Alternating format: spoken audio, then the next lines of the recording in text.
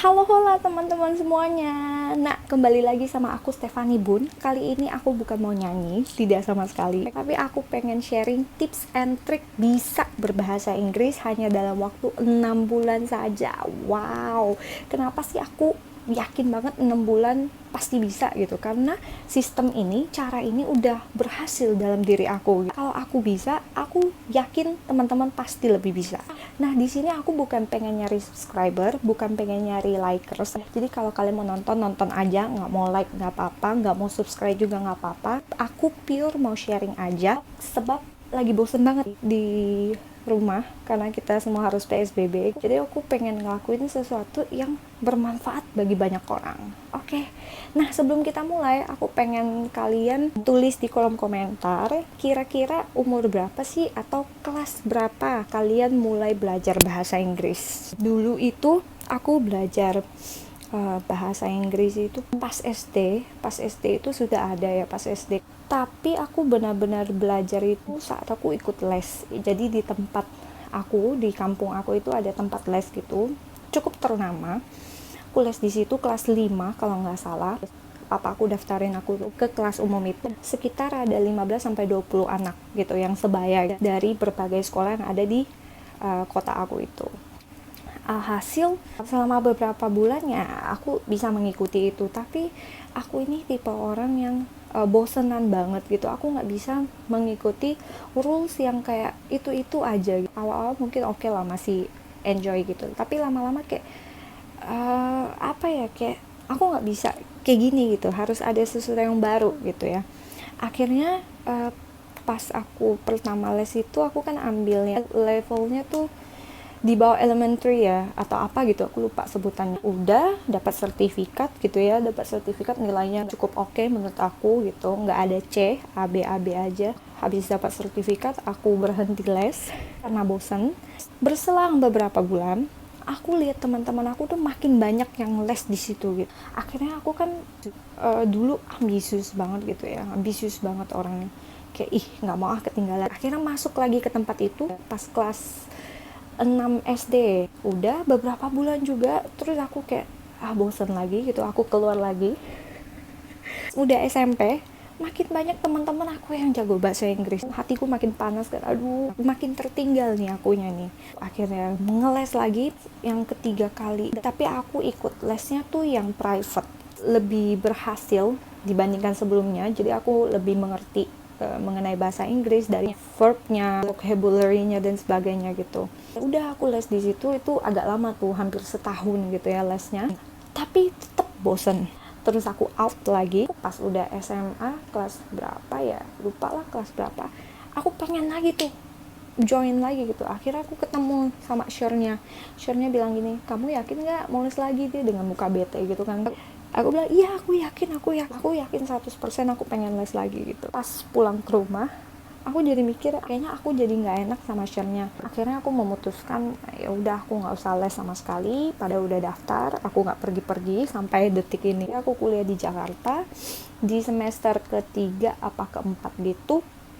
Aku ikut les juga di LIA sekitar 3 bulan, ikut ujian dan aku lolos ujian juga, tapi sampai hari ini sertifikatnya nggak aku ambil ya. Bahasa Inggris aku sampai detik itu yang terakhir itu ya segitu-segitu aja gitu ya. Berkembang iya, tapi nggak signifikan gitu. Aku cari cara gimana aku bisa belajar bahasa Inggris bisa fleksibel waktunya, jadi nggak kayak harus Senin les, Selasa les, Rabu les, kayak beban gitu ya, beban banget. Oke, kita langsung masuk ke tips and trick ini ya. Pertama itu adalah belajar dari YouTube.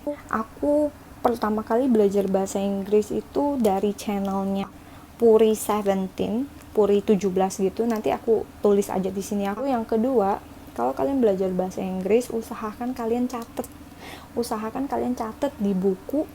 Kalau kalian bukan tipe orang yang suka nyatet ya, kalian bisa capture aja atau kalian tulis aja, simpan di gadget kalian, simpan di HP kalian, kayak gitu. Tergantung kalian sukanya kayak gimana gitu. Kalau aku tipe orang yang suka nulis, jadi apa-apa aku selalu tulis gitu ya. Aku juga tipe orang yang kayak tadi aku bilang, aku bosenan orangnya, so aku butuh sesuatu yang kayak ada warnanya yang kreatif, ada gambarnya, ada pernak-perniknya lah gitu ya. Akhirnya nulis di buku ini udah lama banget bukunya.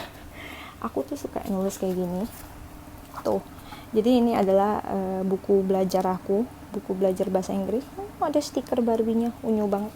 Kenapa aku kasih warna-warna kayak gini? Supaya nggak bosan. Aku sih orangnya pecinta warna dan juga aku suka seni gitu. Jadi nih, lihat nih. Jadi ya sesuaiin aja sama kondisi teman-teman. Misalnya teman-teman tipe orang yang sukanya metal gitu ya. Kalian bisa banget bikin di note kalian, di buku kalian itu ya udah digambar-gambar kayak ada nuansa metal gitu. Jadi setiap kalian baca, kalian kayak kayak apa ya, kayak sensasi metal itu bisa membawa mood kalian jadi lebih bagus gitu. Kalau aku kenapa tempelin stiker kayak gini, karena aku setiap lihat Barbie tuh hawanya tuh bagus gitu. Jadi aku sengaja beli stiker Barbie biar setiap aku belajar aku kayak moodnya tuh enak gitu. Yang ketiga adalah pede, percaya diri untuk ngomong. Jadi kalau kalian belajar bahasa Inggris, jangan cuman berani di sosmed aja. Sebenarnya itu sedikit membantu tapi nggak terlalu membantu sebenarnya ya. Aku punya cerita kayak gini. Dulu aku main Facebook, sekarang juga aku masih main.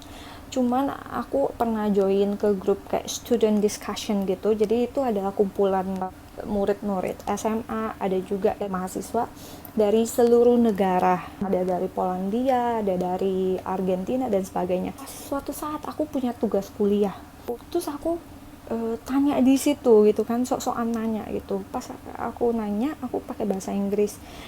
Aku diketawain guys sama salah seorang, aku nggak tahu itu orang Indonesia bagian mana, pokoknya aku tahu dia orang Indonesia. Dia ngomong kayak gini, ngomong apa sih lu, nggak jelas gitu ya.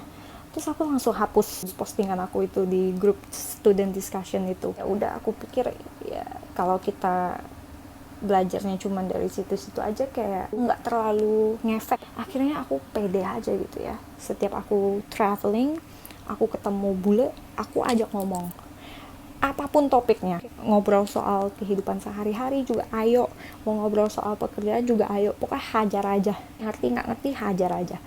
Yakinlah bule nggak akan ngejat sekalian, dia nggak akan bilang lu salah kayak gitu, dia ketawa kita enggak, tapi dia bakal kayak misal kita salah ngomong, misal harusnya kita ngomong I'm beautiful gitu, tapi kita ngomongnya kayak pakai kata-katanya salah, misalnya jadi I are beautiful gitu misalnya. Mereka nggak akan kayak lu salah ya, nggak kayak gitu, tapi mereka bakalan kayak koreksi lu tanpa ngejudge lu. Yang keempat itu jangan takut salah, karena kesalahan itu membawa kalian to the next level. Jadi kalau kalian nggak salah, kalian nggak bakalan tahu hal ini nggak boleh dilakuin gitu. Jadi kalian kayak tetap stay aja di situ gitu ya. Tapi kalau misalnya kalian tahu kalian salah dan kalian pengen memperbaiki itu, kalian akan naik ke tangga yang lebih tinggi. Jujur sakit hati iya, aku sering banget kayak diketawain. Cuman ya udah, nggak usah kayak diambil hati banget gitu ya. Kalau kita salah ya jangan sampai masukin ke hati banget. Anggap aja iya sih gue emang salah gitu, dan salahnya di mana ya gue harus perbaiki kayak gitu. Yang kelima, usahakan punya aplikasi Google Translate di HP kalian. Menurut aku ini penting banget. Jadi setiap ada kata yang kalian nggak ngerti, kalian bisa langsung cari di situ. Jangan sampai ada kata yang kalian nggak ngerti dan kalian kayak ya udah gue nggak ngerti gitu. Tapi kalian harus ada kata yang nggak ngerti, langsung cari di Google Translate itu juga kayak gitu. Terus yang keenam, dengerin lagu bahasa Inggris dan nonton film berbahasa Inggris. Sebisa mungkin kalian harus bikin telinga kalian tuh kayak terbiasa dengan bahasa-bahasa Inggris. Mau dia aksennya British atau mau dia aksennya American dan lainnya, terserah. Yang penting berbahasa Inggris. Dan ini kesalahan banyak orang, dimana mereka dengerin lagu bahasa Inggris tapi mereka bilang aku juga tetap nggak bisa berbahasa Inggris gitu ya. Kenapa? Karena pas kalian dengerin lagu itu, ketika ada kata-kata yang susah, kalian nggak mencoba untuk cari gitu. Ini artinya apa ya, kalian nggak cari gitu. Itulah kesalahan kebanyakan orang, walaupun dia udah dengerin lagu bahasa Inggris tapi tetap nggak terlalu bisa berbahasa Inggris. Sebisa mungkin kalau kalian pas dengerin lagu ataupun nonton film yang berbahasa Inggris, ada kata yang susah, ada kata yang nggak kalian ngerti, kalian harus pakai tuh Google Translate yang tadi buat terjemahin itu. Ini artinya apa ya? Jadi lama-kelamaan otak kita akan terbiasa gitu ya. Otak kita akan terbiasa, akhirnya kita jadi paham, oh kata ini, kata ini artinya ini, kayak gitu. Oke teman-teman, sekian aja tips and trick hari ini. Jadi ada 6. Semoga tips and trick ini berhasil buat teman-teman, karena tips and trick ini berhasil buat aku. Aku bisa belajar kapan aja, jam berapa aja, tergantung mood aku. Aku bisa sesuaiin sama jadwal-jadwal aku, so nggak mengganggu sama sekali. Nanti juga kalian boleh tuh komen, tulis misalnya tips and trick apa lagi ya yang pengen kalian tahu dari aku. Misalnya aku punya tips and trick yang bisa aku share, pasti aku share ke teman-teman. Oke, sampai jumpa di next video.